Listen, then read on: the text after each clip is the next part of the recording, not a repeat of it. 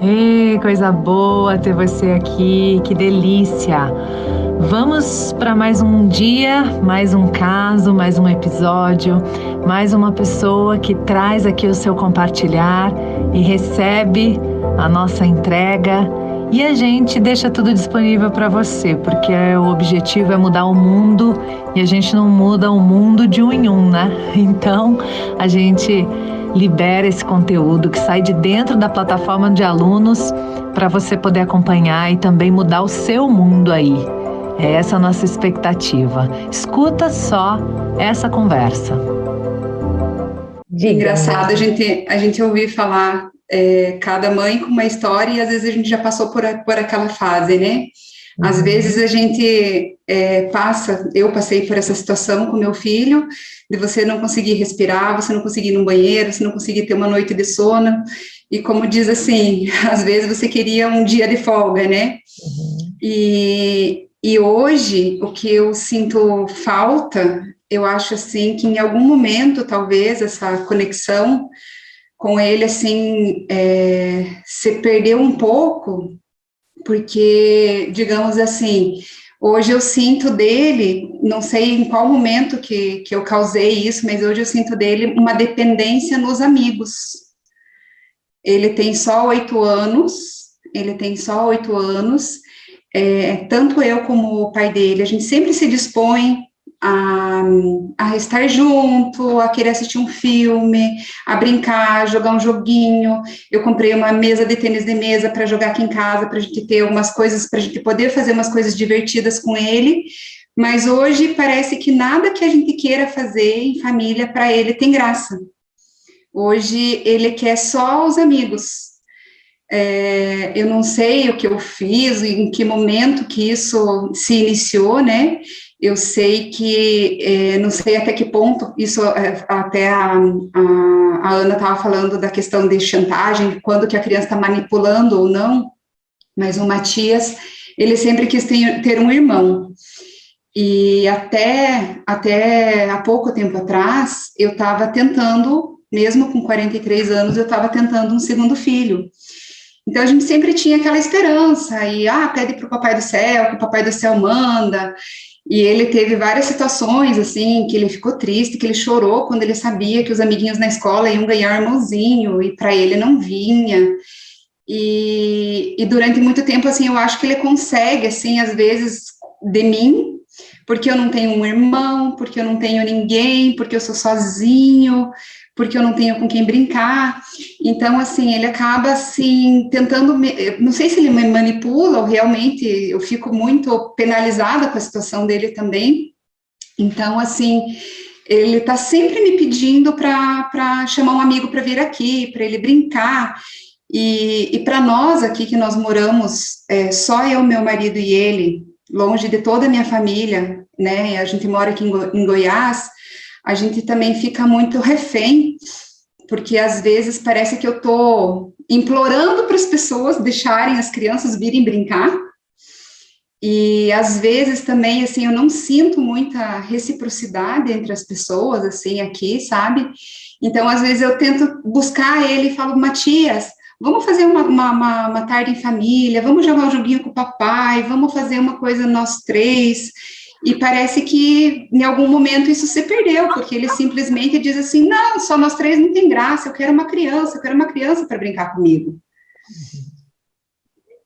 Então, assim, eu fico Entendi. meio sem saber que direção, o que fazer nessa situação. Tem duas coisas que eu vejo aí que eu acho que são importantes, tá? Uma delas é temperamentos. Uma delas. Por que que eu tô te falando dos temperamentos? Porque existem pessoas que se consideram satisfeitas de ficar em família. Essas pessoas, se elas passarem um Réveillon só, ela, o marido e o filho, ou ele, a mulher e o filho em casa, ainda estoura um champanhe feliz. Eu choro,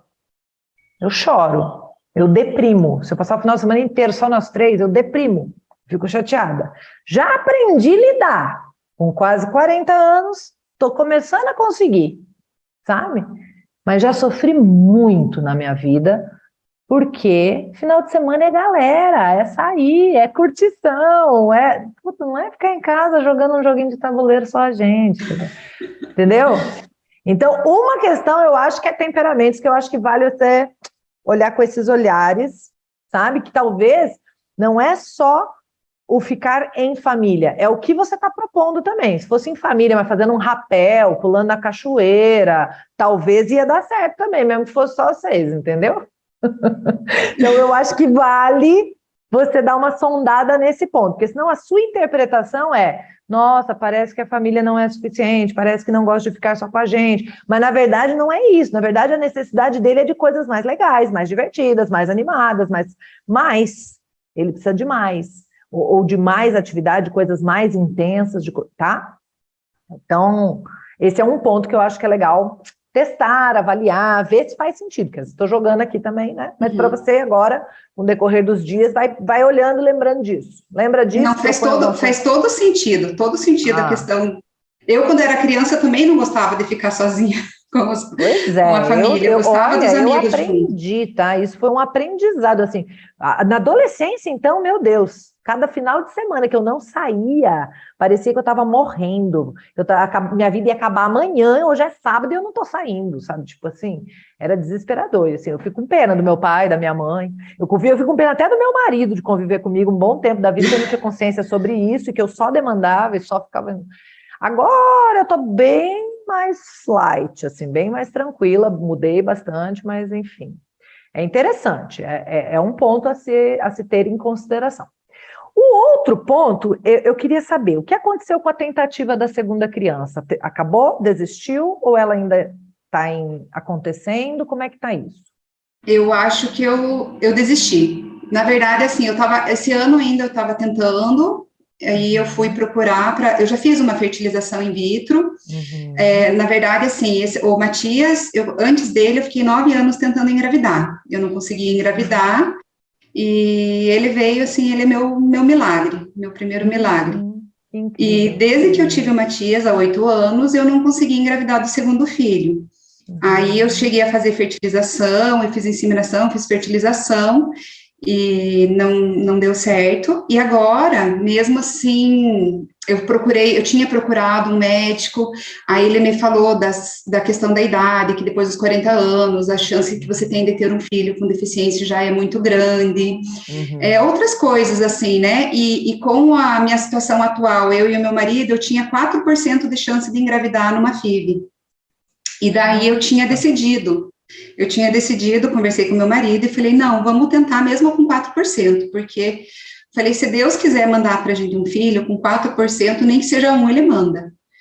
E a gente ia fazer, só que daí eu descobri que eu estava com toxoplasmose. Puxa!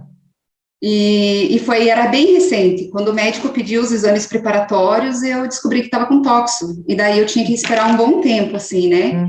Aí, assim, avaliando, pensando, daí a questão, assim, que veio as coisas que foram acontecendo em seguida, a situação financeira, eu resolvi voltar a estudar, agora eu estou estudando para fazer concurso público, porque eu me formei e não fiz nada desde que eu casei. E então, assim, eu resolvi estudar, então eu acho que hoje eu tento conversar com o Matias e dizer assim, olha, nossa família é completa, nós somos nós 3, e algumas famílias são completas só com 3 pessoas. Mas cada vez mais. Mas sabe por que eu perguntei isso, que eu voltei nesse assunto? Porque as falas dele, eu não tenho irmão, eu sou sozinho, eu não tenho com quem brincar, não são dele. Ele comprou essa ideia. Porque provavelmente na busca de vocês por ter outra criança, foram falando essas coisas. Vai ter alguém para brincar, vai ter mais um irmãozinho, para você não ficar sozinho, para você... Agora é o que ele usa também de argumento. Então, assim, nós plantamos essa ideia, né? De que ele era sozinho, de que não era legal ficar sozinho, Então, naturalmente, ele não consegue se divertir sozinho. Então, é uma coisa que houve um plantio e agora estamos colhendo. Então, era esse ponto também que eu queria te trazer. Como que muda isso? Ele está espelhando sentimentos e crenças de vocês, suas, provavelmente. sabe? Então, eu acho que é muito legal agora a gente entender como é que eu vou trabalhar na minha cabeça que tem algumas famílias que são completas só com 3. Eu preciso trabalhar de verdade isso na minha cabeça, porque até agora, você estava até agora ainda tentando, então você não acredita nisso ainda. Ele primeiro vai precisar acreditar nisso, depois que você acreditar. Então, o primeiro passo é eu perceber que ele está espelhando crenças e coisas e situações que são minhas. E que agora como que eu faço ele se sentir, mudar nele, e se eu não conseguir mudar em mim? Ah, aí que tá. É aí que tá. Percebe? É aí que porque tá. Eu percebo que eu posso ter causado isso nele. Eu percebo sim, porque quando a gente tenta, quando a gente estava tentando, então a gente falava já, até para preparar ele, né? Exato, na boa intenção de prepará-lo. Até para preparar ele, que se ele, né? Veja só, a minha intenção agora não é falar assim, nossa, culpa sua, agora você plantou, colheu, é isso aí, não é isso. É só para a gente entender que isso foi criado. E da mesma forma que isso foi criado, eu posso criar outras coisas. É o contrário, a minha intenção é trazer assim, ufa, eu criei isso por causa dessa situação que eu vivia. Agora eu vou criar outras coisas, mas eu preciso entender que fui eu que fiz. No sentido assim... se eu não acreditar, eu não consigo passar para ele. E aí eu vou precisar fazer uma caminhada de como que eu vou mudar a minha cabeça, sabe, Marion? Porque assim, veja só, hoje foi, não sei se você viu a live anterior daquele videozinho que a gente mostrou ou não, viu? Sim.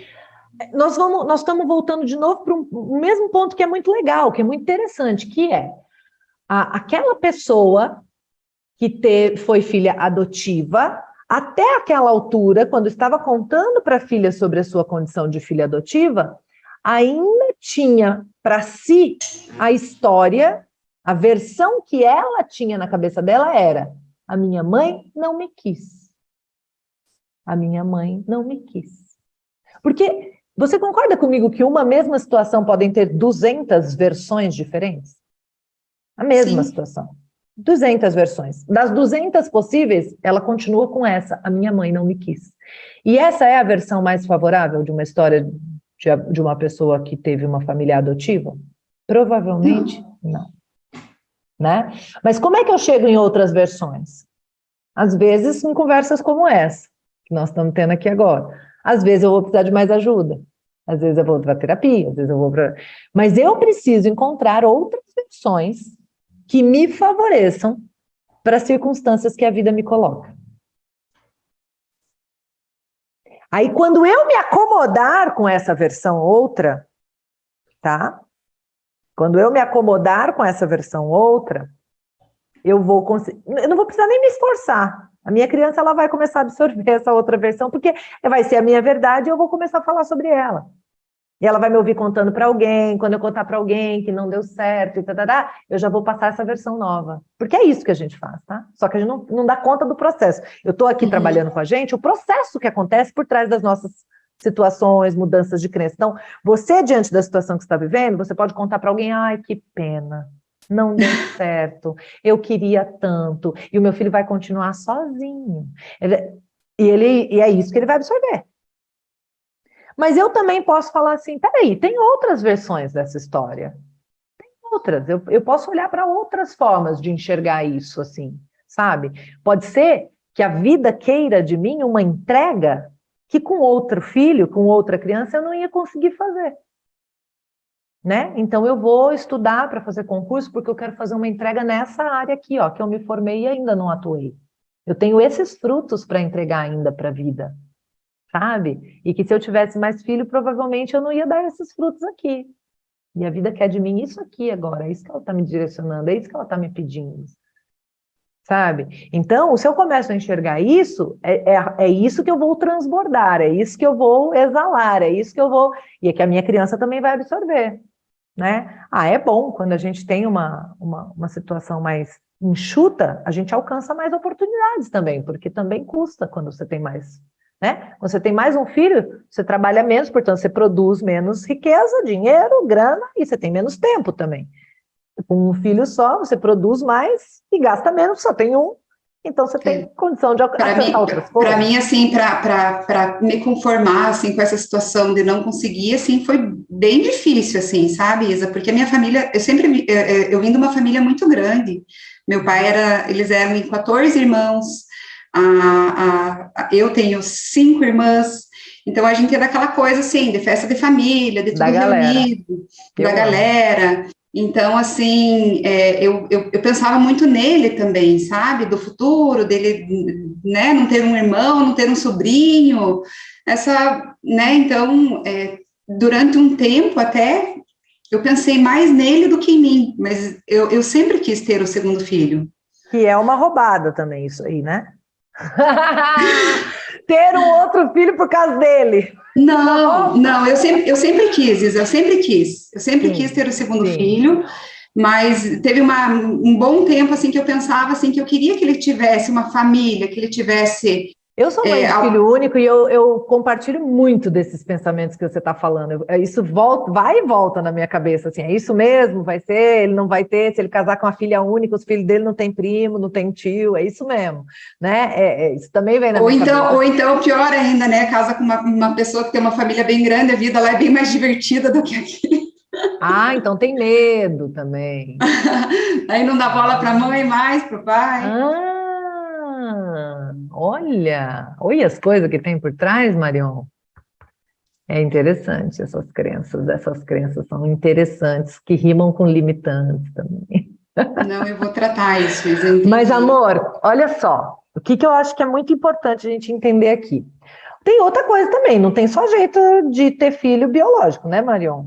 Isso também é uma coisa que assim, poxa, se tem esse lugar para você, isso, por que você está presa só nessa opção? Não, eu já tive uma situação, assim, que eu já quase adotei uma menina, só que ela era uma menina mais velha. Isso foi até antes de eu engravidar do Matias. Uhum. Eu tinha me apaixonado por uma criança e ela já tinha mais idade e quase adotei ela, mas acabou não dando certo, sabe? Uhum. E ela me descartou.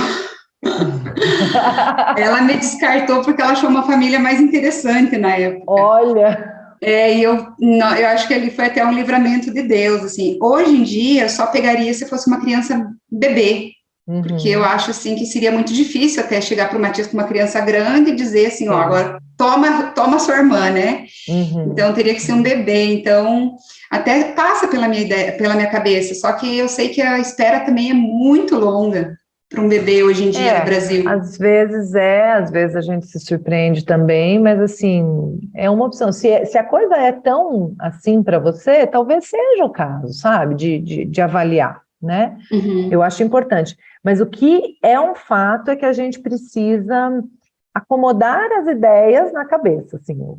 Então, toda essa questão é mais me tratar do que sempre, mudar qualquer coisa no Matias. Sempre. Eu acho que aí são duas coisas, é promover finais de semanas muito mais incríveis, achar com ele coisas que ele goste, né, assim... Numa cidade tão pequena, assim, o Matias é assim, eu quero shopping, quando a gente viaja, ele...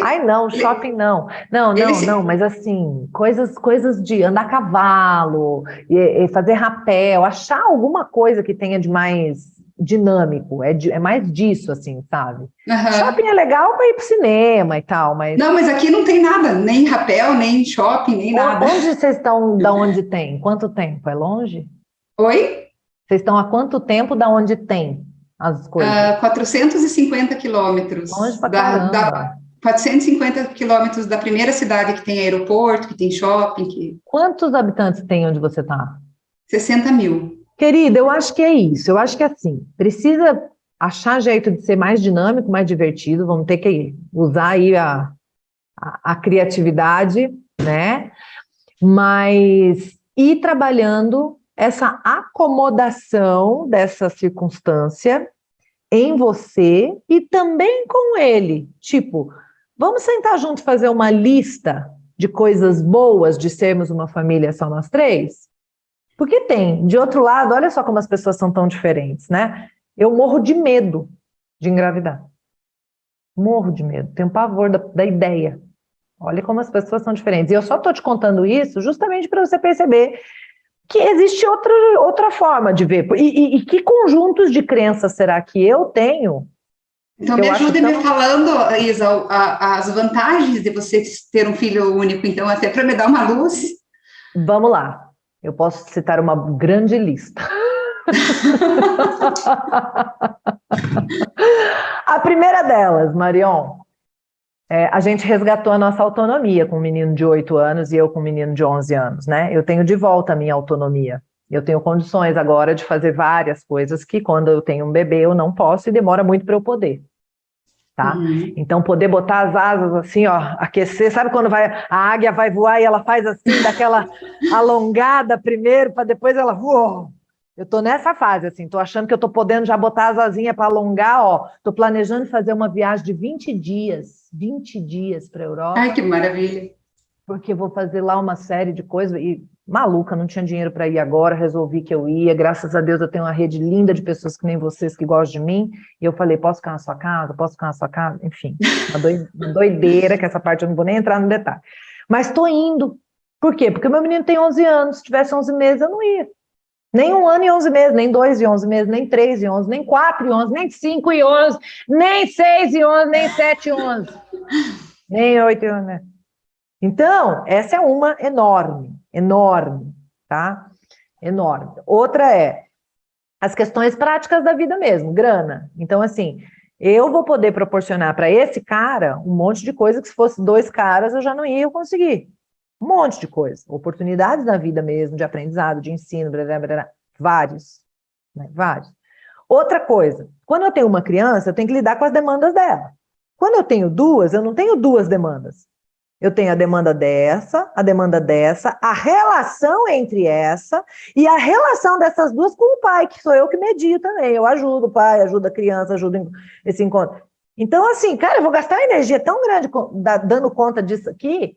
Poxa, tanta coisa que eu queria voar, fazer, ler, aprender, fazer curso, me informar, até me divertir, vai gastar tempo e energia aqui. Então, me consome, me suga pra caramba. Exige muito da mulher. A mulher geralmente é o meio, né? O equilíbrio da mulher é o equilíbrio de todo mundo. A mulher caiu, cai todo mundo junto. E é muito assim, muitas vezes. Muitas famílias têm essa dinâmica, é muito comum essa dinâmica. Aqui é assim, sabe? Então, assim, ter um filho só é uma liberdade. Me realizo como mãe, tenho a experiência como mãe, tenho todos os convites que a vida me deu para ser mãe, para exercer esse lugar lindo, potente, maravilhoso, transformador. E agora ele cresceu e eu posso voltar a ser profissional, mulher, e fazer um monte de projetos e de coisas. Eu tenho o melhor dos 2 mundos na minha cabeça, tá, Marion? Estou tentando te passar um pouquinho dela. Eu nunca falaria isso assim aqui, porque tem um monte de gente que está me ouvindo que tem 2, que tem 3, que está falando, pô, então é ruim ter 2. Não é isso. E uma vantagem para ele, desse filho único? Receber pra tudo ele? isso.